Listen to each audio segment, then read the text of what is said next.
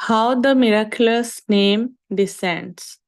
There are two extraordinary examples in the Srimad Bhagavatam that demonstrate that if the holy name desires, he will descend even to an animal who chants with vocal apparatus not equipped to pronounce mantras. King Bharata's three lives. King Bharata was a spiritually elevated ruler. In Vishnu Puran 2.13.10, it is said that he never spoke a word, not even in his dreams, except for the holy names Krishna, Vishnu, Achyuta, Govinda, Madhava, Ananta, Keshava, and Yagesha. He was a true servant of the holy name. At a certain time, he departed from his kingdom to the forest to dedicate himself exclusively to the practice of bhakti. There he found and sheltered a sweet young orphan deer that quickly became dependent upon him. The king cared for the gentle and helpless creature and developed an attachment so deep that he became absorbed in thoughts of the deer and unwittingly compromised his spiritual practice. When the time came for the king to leave his body, his last thought was concern for the innocent deer. Because of this deer consciousness, the king became a deer in his next life.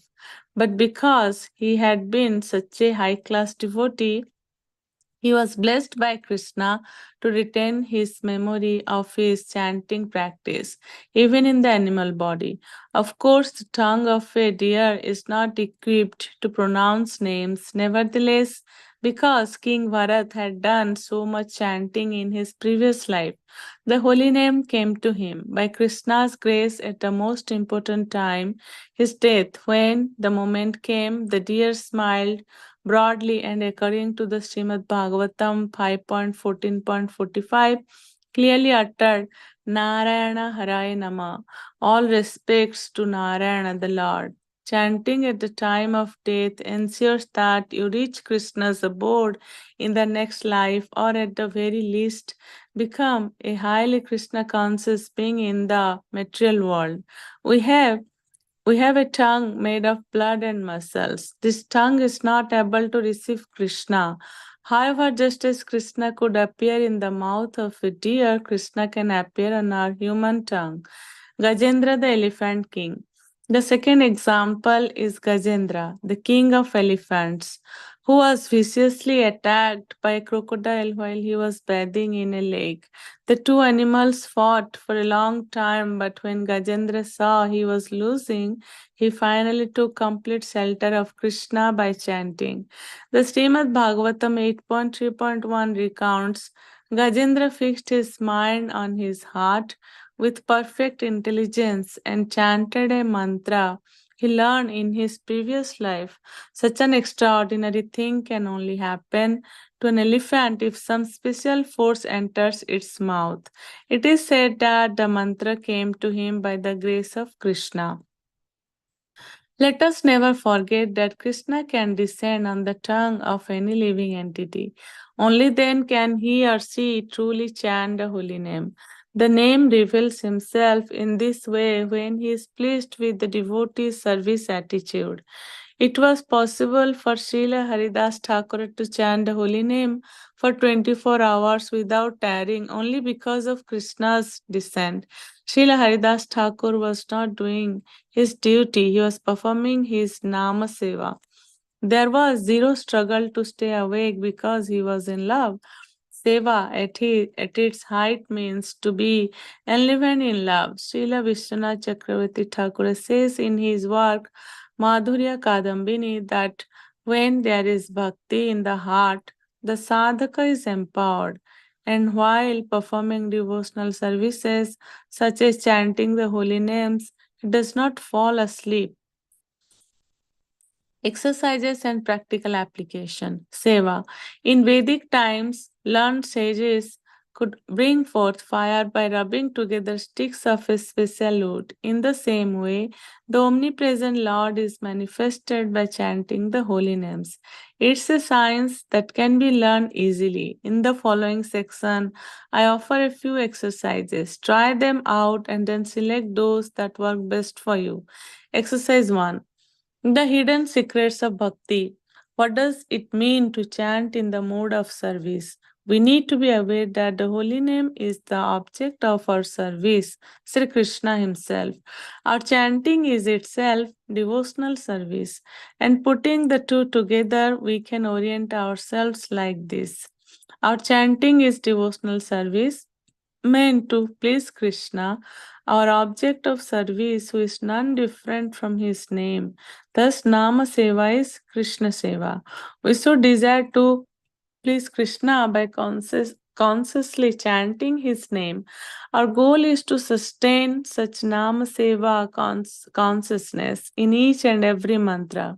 This will utterly transform our japa and kirtan. Step 1. Sit tall with spine erect, just as you have learned in the yojana exercises. Step 2, with eyes closed, take a few deep breaths, bringing your awareness to each inhale and exhale. Continue to do so until your mind becomes calm and focused. If distracting thoughts or feelings arise, gently let them go and return to awareness of your breath. Step 3. Bring your consciousness to your heart and make a connection to the Lord who waits for you there. Think to yourself, Krishna is my close friend.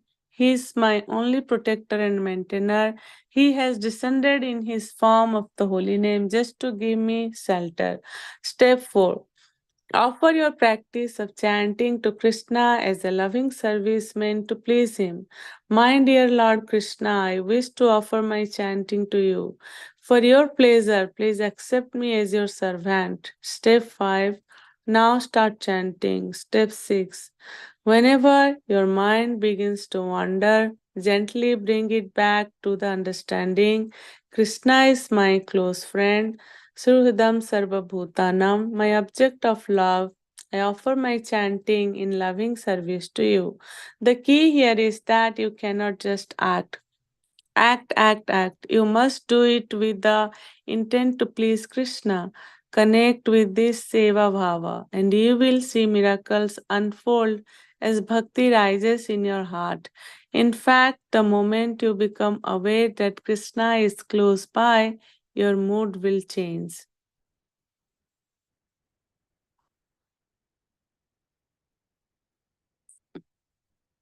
Thank you, Mata. You can summarize and we can go to the next. Yeah, so we see two examples of Bharat Maharaj and Gajendra. How like Gajendra, even though he's an animal, when he was distressed, Gajendra never thought like, let me first get rid of this crocodile, then I'll remember about Hari. He was in problem, and that time only he was he was offering prayers to the supreme personality of Godhead. And we see two very nice these exercises, how while chanting we can use it. We should meditate upon this exercise, like we have to sit very straight with our spine erect, and we have to focus on our breathing, inhale and exhale. We have to connect with the Supreme Lord who is sitting in our heart as Paramatma.